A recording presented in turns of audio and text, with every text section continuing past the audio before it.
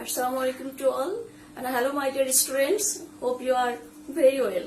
In my previous classes, I discussed about some model question, and from today I will try to discuss about your grammatical side. And today I will discuss about question number 9. That means double S question.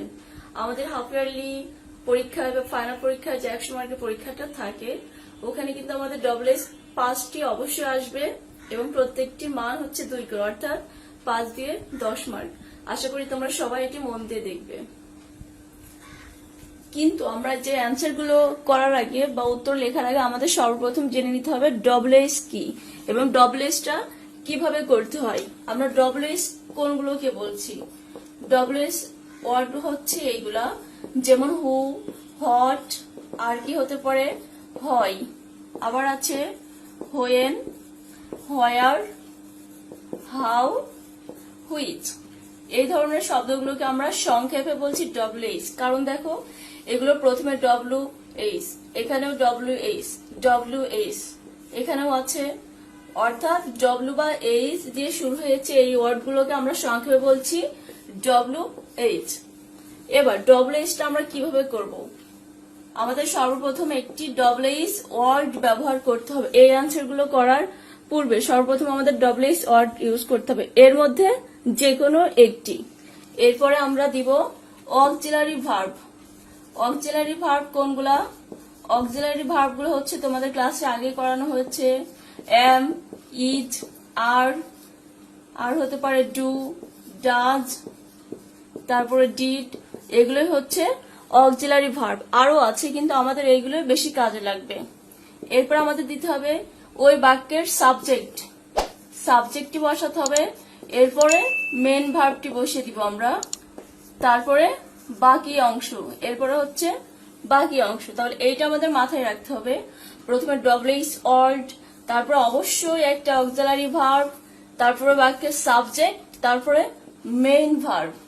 তাহলে আমরা দেখি উপরে এটার সাথে সমন্বয় করে আমাদের প্রথমে যে বাক্যটি আছে আমরা এখানে চলে যাব। প্রথমে আছে এ টেইলর মেক্স ক্লথ। এর মানে হচ্ছে একজন দর্জি জামা কাপড় তৈরি করেন। আমরা এটা দিয়ে প্রশ্ন করব, কারণ এটার নিচে আমাদের আন্ডারলাইন করা, যেটা নিচে আন্ডারলাইন করা থাকবে সেটা দিয়ে প্রশ্ন করব। একজন দর্জি কি তৈরি করেন, কি, তখন উত্তর বলবো আমরা পোশাক। তাহলে যে কি বলছি, কি ইংলিশটা হচ্ছে হট। এই ডবল এইচ ওয়ার্ডটি আমরা বাক্যের শুরুতে বসাবো। তাহলে আমি লিখছি হট। এরপরে খেয়াল করব আমাদের এখানে আছে অক্সিলারি ভার্ব, ডবল এইচ বসিয়েছি। এবার অক্সিলারি ভার্ব কোনটা বসবে খেয়াল রাখবো। যদি আমাদের এই ভার্বের সাথে এস বা ইয়ে যুক্ত থাকে তাহলে আমরা এখানে ডাজ ব্যবহার করব। ডাজ ব্যবহার করেছি। এরপরে বলা হচ্ছে আমাদের সাবজেক্ট, এরপরে সাবজেক্ট। তাহলে আমাদের এই বাক্যের সাবজেক্ট কি? দেখো বাক্যের প্রথমেই আছে a tailor, what does a tailor. এবার বাক্যের আমাদের নিয়ম অনুসারে কি দিতে হবে? এবার মেইন ভার্ব। মেইন ভার্বটি কি আমাদের? মেক। এখানে কিন্তু আর মেক্স হবে না, কারণ আমরা এখানে ডাজ ব্যবহার করেছি। এখানে এস ছিল এই জন্য ডাজ দিয়েছি, তো এখানে আমরা এস দিব না। এবং বাক্যের সর্বশেষ হবে কোশ্চেন অফ মার্ক, অর্থাৎ জিজ্ঞাসাবোধক চিহ্ন ব্যবহার যদি না করি আমরা কোনো মার্কস পাবো না। এখানে যদি আমরা এস বসিয়ে দিই এই মেকের সাথে তাহলে কোনো মার্কস পাবো না। এখানেও যদি কোনো ভুল করি কোনো মার্কস আসবে না, মানে যে কোনো একটি ভুল করলে ফুল মার্কস কাটা যাবে। এবার 2 নম্বর কোশ্চেন, এ কোবলার মানে কি? মুচি। এ কোবলার ইজ মেন্টিং শুজ নাইসলি। আমরা একটু অর্থ জেনে নিই। একজন মুচি শু অর্থাৎ জুতো কিভাবে তৈরি করছে? নাইস মানে সুন্দর, অর্থাৎ সুন্দরভাবে মেরামত করছে, সুন্দরভাবে। প্রশ্ন হচ্ছে কিভাবে, উত্তর হবে সুন্দরভাবে। তাহলে কিভাবে ইংলিশটা কি? হাউ। হাউ মানে কিভাবে বা কেমন। তাহলে হাউ, ডবল এইচ ওয়ার্ডটি আমরা পেয়ে গিয়েছি হাউ। এরপরে অবশ্যই একটি অক্সিলারি ভার্ব, কিন্তু আমাদের অক্সিলারি ভার্ব বাক্যে রয়েছে, তো এটাই আমরা ইউজ করব, হাউ ইজ। এবার বাক্যের সাবজেক্ট সবসময় ইংলিশ সেন্টেন্সে বাক্যের প্রথমে থাকে। How is a cobbler, COBBLER। তারপরে আমাদের বলা হয়েছিল মেন ভার্বটি বসাতে হবে। আমাদের মেন ভার্ব হচ্ছে মেন, কিন্তু আমাদের যেহেতু এটা কন্টিনিউয়াস টেন্স এজন্য আইএনজি বসাতেই হবে, অর্থাৎ এটা সম্পূর্ণ আমরা বসিয়ে দিব। তারপরে লাস্টে শুজ এবং জিজ্ঞাসার চিহ্ন। এবার 3 নম্বরে আসি আমরা। A teacher reads to his students. একজন শিক্ষক, রিড মানে পড়ানো, কাদেরকে পড়াচ্ছেন? তার ছাত্র ছাত্রীদের। এখানে আমরা হোম দিয়ে করতে পারি যে কাদেরকে, অথবা আমরা এখানে করতে পারি হু দিয়ে করতে পারি। তাহলে আমরা হু ইউজ করি, হু। এখানে যেহেতু ভার্বের সাথে এজ বা ইয়েস অর্থাৎ এজ লাগানো আছে, আমরা অবশ্যই এখানে ডাজ ব্যবহার করব। Who does. এবার সাবজেক্ট আসবে কি? A teacher. A teacher read, বাকি অংশ আমরা বসে দিব read to. WH auxiliary verb দিয়েছি, সাবজেক্ট দিয়েছি, মেইন ভার্ব দিয়েছি, তারপরে বাকি অংশ ছিল সেটাও বসিয়েছি। এরপরে 4 নম্বর, the students play in the field. ছাত্রছাত্রীরা মাঠে খেলা করে। ইন দ্য ফিল্ড, কোথায়? মাঠে। এটা নিচে আন্ডারলাইন আছে, তাহলে ইন দ্য ফিল্ডের পরিবর্তে আমরা লিখবো হোয়ার। হোয়ার। এবার অক্সিলারি ভার্ব কি আসবে? দেখো আমাদের ভার্বটি আছে প্লে, অর্থাৎ এর সাথে কোনো এস দেওয়া নাই, আবার পাস্ট ফর্মেও দেওয়া নাই, তাহলে এটা আমরা অবশ্যই ডু ইউজ করব। Where do the students, subject হচ্ছে the students, students play, main ভার্বটি বসিয়ে দিলাম, কমপ্লিট। 5 নাম্বার, he gets up early in the morning. সে সকালে ঘুম থেকে ওঠে। ইন দ্য মর্নিং, কখন? সকালে। তাহলে কখন ইংলিশটা আমরা দিচ্ছি হোয়েন। হোয়েন, ডব্লিউএইচ অড পেয়ে গিয়েছি। এরপর আমাদের অক্সিলারি ভার্ব। অক্সিলারি ভার্ব দেখো ভার্বের সাথে এস দেওয়া রয়েছে, তাহলে আমরা অবশ্যই ডাজ ইউজ করতে হবে এখানে আমাদের। হোয়েন ডাজ, সাবজেক্ট হচ্ছে হি, তারপরে মূল ভার্বটি হবে get up. Get up early, লাস্টে জিজ্ঞাসা চিহ্ন। আমরা কমপ্লিট করেছি। এটা হচ্ছে আমাদের মডেল নাম্বার 3, অর্থাৎ মডেল 3 এর যে কোশ্চেন 9 দাগে থাকে আমাদের ডব্লিউএস কোশ্চেন, 9 দাগের যে 5টি ডব্লিউএস কোশ্চেন ছিল আমরা সেগুলো শেষ করেছি।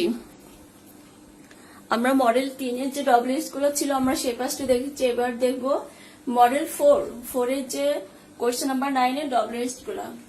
আমাদের প্রথমে আছে the cat is lazy and slow in the morning. In the morning মানে বোঝাচ্ছে সকাল, অর্থাৎ প্রশ্ন করতে হবে কখন। কখন বিড়ালটি অলস এবং মন্থর। কখন, এটার ইংলিশ হচ্ছে হোয়েন। এবার আমাদের ডব্লিউএস দিয়েছি। এবার একটা অক্সিলারি ভার্ব বাক্যে দেওয়া রয়েছে হোয়েন ইজ। এবার সাবজেক্ট হচ্ছে the cat. When is the cat. এবার বাকি অংশ আমরা বসিয়ে দিব লেজি এন্ড স্লো। বাক্যের শেষে ডব্লিউএস কোশ্চেন। এরপর আমরা 2 নম্বর দেখব দ্য ক্যাট ক্যাচেস র্যাটস। বিড়াল কি ধরে? কি, আমরা যে বলছি কি ধরে, ইঁদুর ধরে, কি, এটার ইংলিশ হচ্ছে হোয়াট। তাহলে হোয়াট, এর সাথে এস রয়েছে সেহেতু আমাদের ডাজ বসাতে হবে। যদি এস না থাকতো তাহলে আমরা ডু দিতাম, আর যদি পাস্ট ফর্মে থাকতো তাহলে আমরা ডিড দিতাম। What does the cat catch, এখানে আর এস হবে না। এরপরে 3 নম্বর দেখি আমরা the crow lives in the tree. কাক কোথায় বাস করছে? কোথায় বাস করে? গাছে। তাহলে কোথায়? হোয়ার। ডব্লিউএইচ ওয়ার্ডটি আসবে হোয়ার। কি হবে এখানে? ডু না does? Does. Where does the crow live নাকি লিভস? লিভ, কারণ একবার আমরা ডাজ বসিয়েছি এজন্য লিভ। 4 নম্বর the crow takes food from people. কাক মানুষের কাছ থেকে খাবার নেই। তাহলে মানুষের কাছ থেকে, যেহেতু ব্যক্তি বোঝাচ্ছে, আমরা এখানে হুম দিতে পারি, কার থেকে আবার হু ইউজ করতে পারি। তাহলে হু, আমি হু লিখছি, হু টেক্স রয়েছে সেহেতু আমরা এখানে ডাজ ইউজ করব। Who does the crow, who does the crow take. Main ভার্বটি হচ্ছে টেক, বাকি অংশ আমরা বসিয়ে দিব। ফুড, ফ্রম সবগুলোই বসাবো। কমপ্লিট। আর বাকি আছে 5 নম্বরটি, we need water to live on. Two দ্বারা যখন কোনো কিছু যুক্ত থাকে টু দিয়ে অথবা বিকজ দিয়ে, তাহলে আমরা সেখানে কি ইউজ করি? হয় ইউজ করি, কারণ টু দ্বারা কোনো উদ্দেশ্য বোঝায় আর বিকজ দ্বারা কারণ বোঝায়, তখন আমরা হয় ইউজ করি। তাহলে আমরা এখানে হয় লিখবো। এটার অর্থটি হচ্ছে উই নিড ওয়াটার, আমাদের পানির প্রয়োজন, টু লিভ অন, বেঁচে থাকার জন্য বা বেঁচে থাকতে। তাহলে কেন? উত্তর হবে বেঁচে থাকতে। তাহলে কেন ইংলিশ হচ্ছে হয়। এখানে দেখো এস নাই সেহেতু আমরা এখানে ডু বসাবো। হয় ডু উই, উই মূল ভাবটি হচ্ছে নিড, আর সর্বশেষ হচ্ছে ওয়াটার। হয় ডু উই নিড ওয়াটার, আমাদের কেন পানি প্রয়োজন? উত্তর হচ্ছে we need water to live on. তো এখানে মোট আমরা হচ্ছে দুইটা মডেল, মডেল 3 এবং মডেল 4 থেকে যে পাঁচটি ডব্লিউএইচ কোশ্চেন আমরা সেটা দেখেছি। আমাদের বাড়ির কাজ থাকবে এই 5টি, মডেল 3 অথবা 4 যে কোনো একটা আমি নির্ধারণ করে দিচ্ছি। বাড়ির কাজটি থাকবে তোমাদের মডেল নাম্বার 3 করো তোমরা। Model 3 question number 9, question 9 WH গুলো শুধুমাত্র তোমরা দেখে দেখে বই দেখে প্রশ্ন লিখবে এবং নিচে শুধুমাত্র আনসার লিখবে, অথবা আমাকে শুধুমাত্র আনসার লিখে ছবি দিতে পারো। যে কোনো একটি উত্তর সহ লিখতে পারো, প্রশ্ন সহ উত্তর লিখতে পারো, আবার শুধু আনসার লিখতে পারো। আশা করি তোমরা সবাই বুঝতে পেরেছো। আর যদি বুঝতে অসুবিধা হয় অবশ্যই আমাকে জানাবে, আমি চেষ্টা করব আবার নেক্সট টাইম তোমাকে, বা পার্টিকুলারলি যদি কারোর সমস্যা হয়ে থাকে তাকে আমি বোঝাবার চেষ্টা করব। সবাই ভালো থাকো, সুস্থ থাকো, আল্লাহ হাফেজ।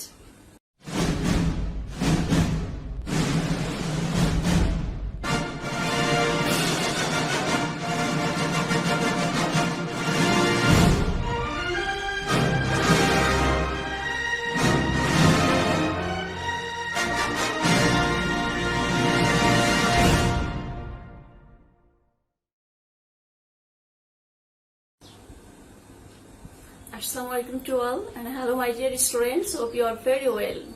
In previous class you have learned how to solve WH question from model number 3 and model number 4, and today I will discuss question number 9 from model number 5. Okay, let's see. Now here I have written 5 WH question. You have to answer. The first one is the cow is eating grass, অর্থাৎ গরু কি খাচ্ছে? গরু হচ্ছে ঘাস খাচ্ছে। আমাদের এখানে দেখো, আমাদের যে মডেল বইটি আছে এখানে আন্ডারলাইন, এটা ইজ সহ আন্ডারলাইন আছে, কিন্তু ইজ হবে না, শুধু এটুকু আন্ডারলাইন হবে। তাহলে আমরা উত্তর করতে পারবো। তাহলে এটা মানে হচ্ছে গরু ঘাস খাচ্ছে। প্রশ্ন করতে হবে আমাদের গরু কি খাচ্ছে, গরু কি খাচ্ছে, এটা কি বলছি, এটার জন্য আমাদের ইউজ করতে হবে হট। তাহলে আমরা গত ক্লাসে করেছিলাম, আমরা ডব্লিউএইচ করার জন্য প্রথমে আমরা ডব্লিউএইচ একটি ওয়ার্ড নিব, তারপরে অক্সিলারি ভার্ব নিব, তারপরে সাবজেক্ট, এরপরে আসবে মেইন ভার্বটি।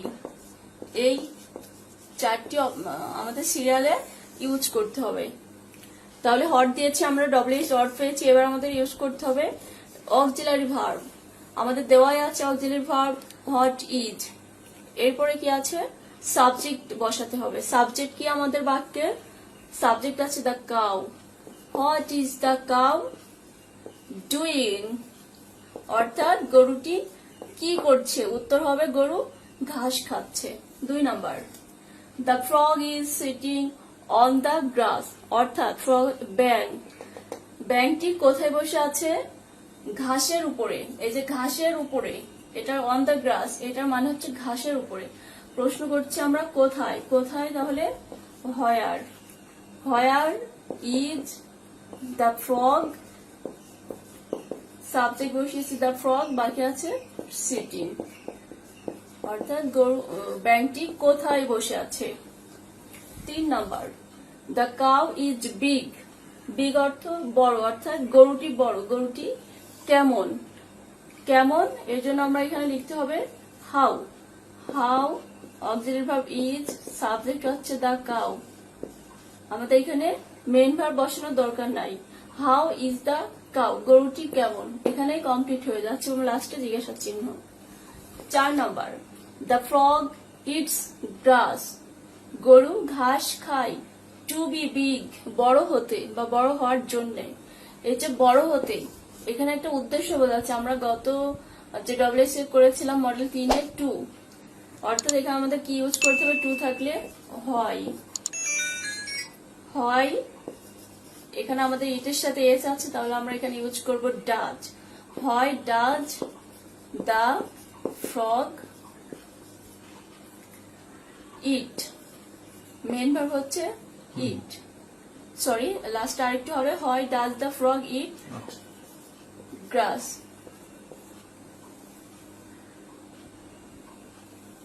লাস্টে জিজ্ঞাসা চিহ্ন। এরপরে 5 number, Kazi Nazrul Islam is our national poet. Kazi Nazrul Islam হচ্ছেন আমাদের জাতীয় কবি। তাহলে প্রশ্ন করতে হবে, এটা একটি ব্যক্তি নিচে দাগ, কে আমাদের জাতীয় কবি, কে। তাহলে উত্তর আসবে আমাদের হু, তারপরে যা আছে আমরা বসিয়ে দিব। Who is our national poet, আমাদের জাতীয় কবি কে, উত্তর তখন আসবে কাজী নজরুল ইসলাম। এবার আমরা দেখব, এটা ছিল আমাদের মডেল নাম্বার 5 থেকে। এবার আমরা অন্য একটি মডেল থেকে দেখব। আমরা মডেল 5 ডব্লিউএস কোশ্চেন গুলো দেখেছি, এবার আমরা দেখব মডেল 7 এর কোশ্চেন নাম্বার 9 এর ডব্লিউএস কোশ্চেন গুলো। আমাদের প্রথমে আছে মালিহা ইজ বাংলাদেশি। মালিহা একটি ব্যক্তির নাম, তখন কে বাংলাদেশি, কে হু, তারপরে ব্যক্তির পরিবর্তে আমরা হু ব্যবহার করব। হু ইজ বাংলাদেশি, লাস্টে জিজ্ঞাসা চিহ্ন। 2 number, she comes from Dhaka, সে কোথা থেকে এসেছে, ঢাকা থেকে। তাহলে যে কোথায় একটা স্থান বোঝাচ্ছে, ঢাকা দ্বারা একটা স্থান বোঝায়, তাহলে এটার পরিবর্তে আমরা কি লিখবো, হোয়ার। হোয়ার ভার্বের সাথে এচ বা ইয়েস আছে, এই জন্য আমরা এখানে ডাজ ইউজ করব। Where does she, subject she, এরপর আমরা দিব কাম ফ্রম, লাস্টে জিজ্ঞাসা চিহ্ন। 3 number, the Buriganga river is very big, অর্থাৎ বুড়িগঙ্গা এই নদীটি কেমন, কেমন ভেরি বিগ, অর্থাৎ হাউ। এটার পরিবর্তে আমরা লিখব how. How is the Buriganga river, Buriganga river, লাস্টে জিজ্ঞাসা চিহ্ন। 4 নম্বরে আছে, দেখে মনে হচ্ছে একটু বড় কিন্তু সহজ। In June, July and August, অর্থাৎ 3টা মাসের নাম। There is a lot of rain, অর্থাৎ এই সময় অনেক বৃষ্টি হয়। ইন বাংলাদেশে, অর্থাৎ জুন, জুলাই এবং আগস্ট মাসে বাংলাদেশে এখানে অনেক বৃষ্টি হয়। এই যে কখন, এই মাসগুলোতে, প্রশ্ন হচ্ছে কখন, তাহলে আমরা লিখব হোয়েন। হোয়েনের পরে আমরা কিন্তু দেয়ার দিব না, হোয়েন ইজ, কারণ এরপর অবশ্যই একটি অক্সিলারি ভার্ব, এরপর আমরা দেয়ার দিব, এটা একটু খেয়াল রাখতে হবে। হোয়েন ইজ দেয়ারে, এবার আমরা সবটুকু লিখতে পারবো। Lot of rain in Bangladesh, আমি লিখি রেইন ইন বাংলাদেশ, জিজ্ঞাসা চিহ্ন। এরপরে সর্বশেষ যেটি আছে আমাদের, Dhaka is a populous city. Populous এটার মানে হচ্ছে জনাকীর্ণ সিটি বা শহর। তাহলে ঢাকা হচ্ছে কোন ধরনের শহর, কোন ধরনের, এটার ইংলিশ হচ্ছে হোয়াট টাইপ অফ অথবা হোয়াট কাইন্ড অফ। হোয়াট, আমরা হোয়াট কাইন্ড অফ লিখি অথবা হোয়াট টাইপ অফ লিখলেও হবে। What kind of city is Dhaka. এটার অর্থ হচ্ছে ঢাকা কোন ধরনের শহর। আমরা আশা করি বুঝতে পেরেছি। তোমাদের হোমওয়ার্ক থাকবে, আমাদের কোশ্চেন নাম্বার 9 বাকি আছে। আশা করি তোমরা এই দুইটি মডেল বুঝতে পেরেছো। আমাদের কোশ্চেন নাম্বার 9 যে ডবলএস গুলো আছে আমাদের এগুলো করতে হবে। আশা করি তোমরা বাসায় কোশ্চেন নাম্বার 9টা চেষ্টা করবে।